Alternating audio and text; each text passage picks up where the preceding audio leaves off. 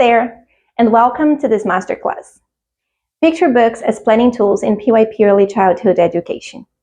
I am Dr. Suelen Balado, specialist in didactics and bilingual child development, and a passionate advocate for play-based inquiry-driven learning. If you are teaching in a PYP early years setting, or are simply looking for more intentional ways to integrate storytelling and language development, you are in the right place. Today, I'll show you how picture books can do much more than tell a story. They can guide your weekly planning, enrich bilingual learning, and connect deeply with the PYP framework. So let's dive in. Let's begin with the why. Why are picture books so powerful in early childhood education, especially in bilingual and PYP classrooms? 1. Storybooks support dual language development. Picture books offer rich, contextualized vocabulary, visual scaffolds, and repetitive language, all crucial for young language learners. They allow for translanguaging. Children naturally shift between languages to make meaning. Number 2. Storybooks align beautifully with child development. Picture books tap into imagination, emotion, and empathy, put into situations they can relate and learn from in a safe way. They see what happens to characters in stories and how they react to it and learn strategies for their own lives. Also visualize how to deal with big emotions or tricky situations in an emotionally safe space. Books build oral language, narrative thinking, and symbolic play, which are all precursors to writing and reading. When you focus on one story for a while, children have a set of specific vocabulary to repeat and use in different situations that allow them to naturally expand their repertoire by putting it to practice. And these are not side benefits, they are drivers at learning. So, storybooks launch play-based and inquiry activities. Think of a story as a provocation, an invitation to role-play, wonder, ask questions, and learn about social-emotional issues. From one book, you can explore big ideas like change, identity, community, nature, and much more. Storybooks fit seamlessly into PYP units. The right picture book can connect to central ideas, key concepts, and learner profile attributes, and they naturally build approaches to learning like communication and thinking skills. In summary, you can build a whole transdisciplinary week plan around 1 or 2 stories, if you choose well, and set children up for language use and development as they focus on one short list of core vocabulary and concepts that they will be able to recycle into their own self-expression.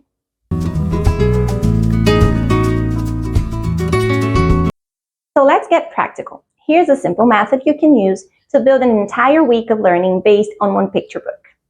Step 1. Pick a book that sparks curiosity and supports the language goals of your group.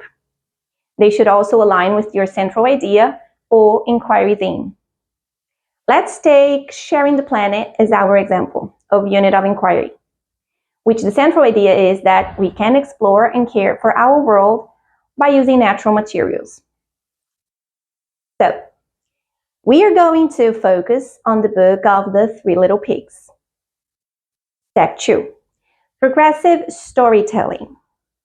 In order to help multilingual children build meaning and vocabulary while listening to stories, I created this method to unpack the book through a weekly flow, which I call progressive storytelling.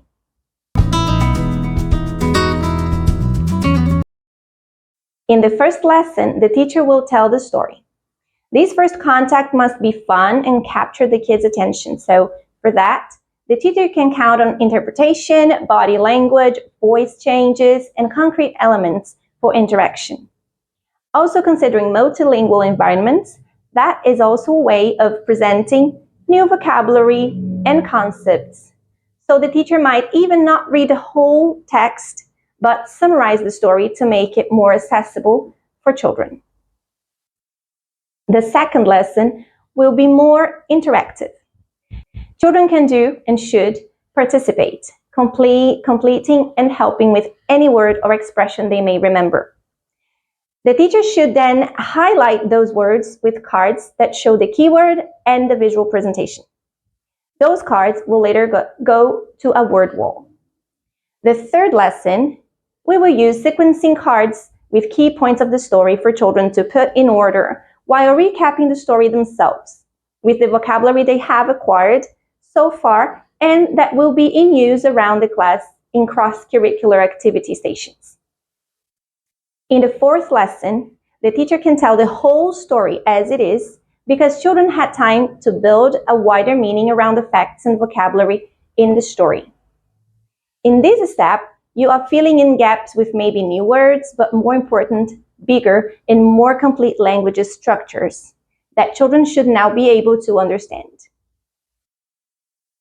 So, as we can see, the progressive storytelling provides gradual meaning, making a new structure. Children will take the lead of the storytelling more and more till the moment when they will be able to tell it themselves. Even if it is in a shortened version of the tale, the goal is for them to be able to remember the keywords and the main concepts of the story. In summary, they build language with proper scaffolding, with very little need for translation and through highly engaging experiences that boost their cognitive systems.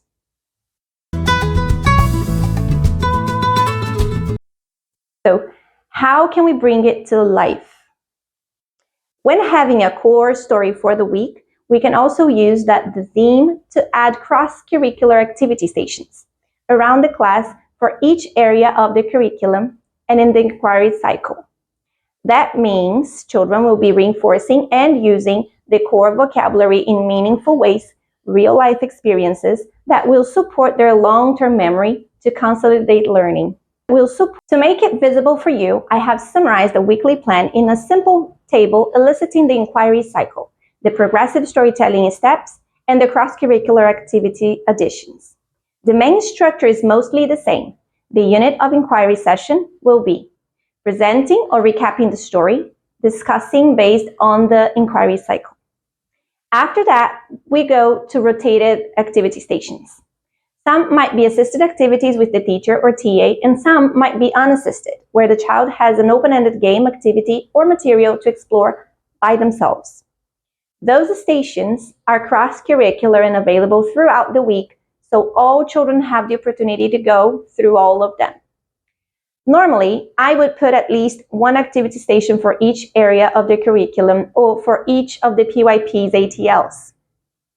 In a nutshell, that is how a week based on storybook would look like in my class. On Monday, I would read the book in advance and tell a summarized version of it using a story basket after my morning meeting, but still in the circle time. After reading, I would ask some pre-selected questions to spark reflections towards the goal of that day, and then I would model how to use the materials in the new unassisted stations.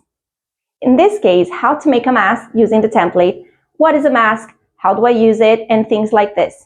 Then, this station would be available for the rest of the week.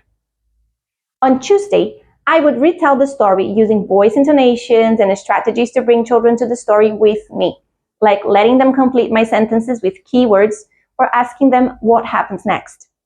I would have those keywords in hand as word cards, which I would have done in advance, and place them in front of me for display as they come up in the story.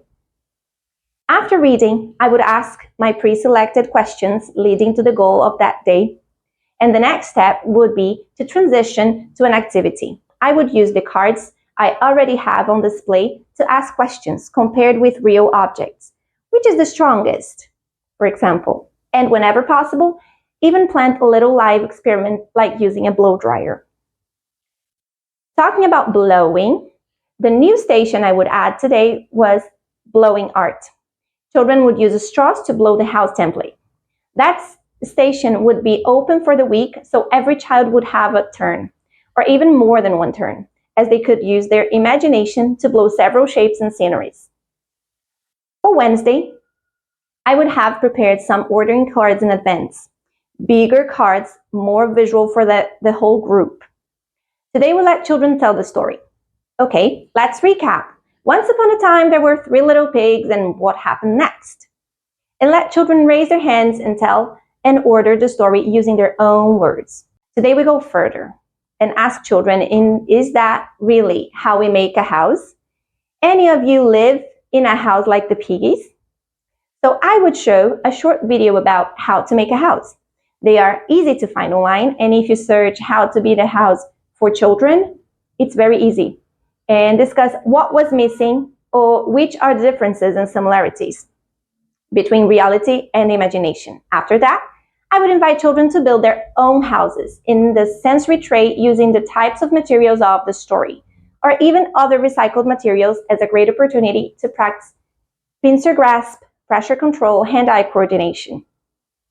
I would also work on maths by measuring those houses they built in the sensory tray and recording in some kind of sheet so they could practice number formation and recognition.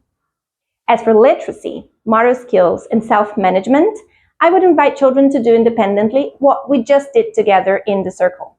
Cut and sequence the story cards. If they have started their literacy process, they can even try to write some captions to each scene. Having in mind that we have these stations and all the others from the other days for children to explore, we have lots of examples and opportunities. On Thursday, we would be ready to read the whole story as it is. Now children are ready to fully understand the whole text. Children can discuss feelings and right and wrong in the story, and even take a vote on the best house material and explain why. I would record their answers in a class graph and have it on display, or even make notes of children's explanations to our PYP board.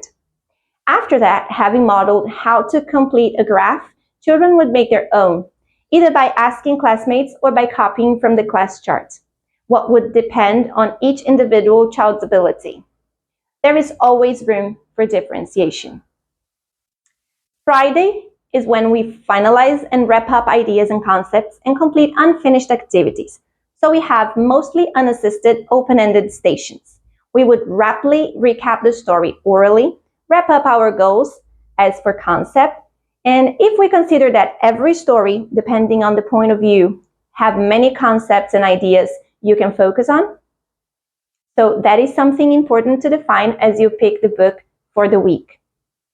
So we wrap up and reinforce our target idea and jump into taking action.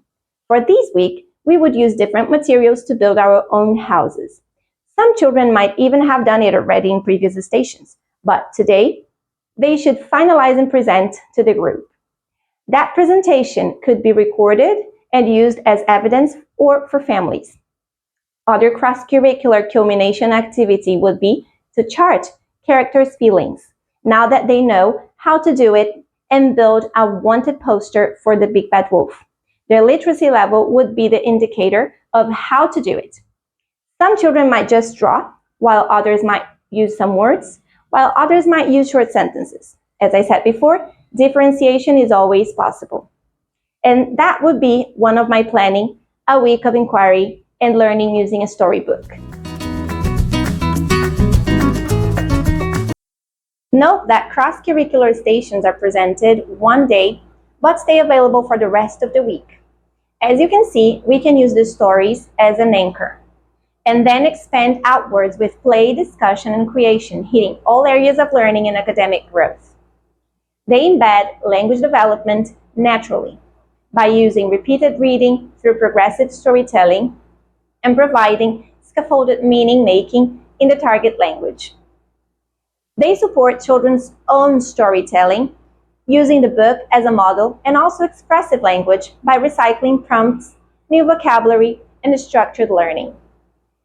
Through this method, you are nurturing domains like language, cognition, social-emotional skills, fine motor skills, and self-management. It's not just a story, it's a language-rich, skill-building ecosystem. To make the most of your storybook planning, here are a few tips. Choose diverse books. Look for multilingual characters, global settings, and books that reflect the children in your class. Create story baskets. Add puppets, objects, and dress-up pieces to retell the story in different ways. Let children lead their questions and ideas. Match books to inquiry phases. You can use a different story for each phase, tuning in, finding out, reflecting, and taking action. So what have we learned today? That a single picture book can anchor a full week of play and inquiry, build language in 2 or more idioms, align naturally with PYP concepts, and nurture empathy, curiosity, and self-expression.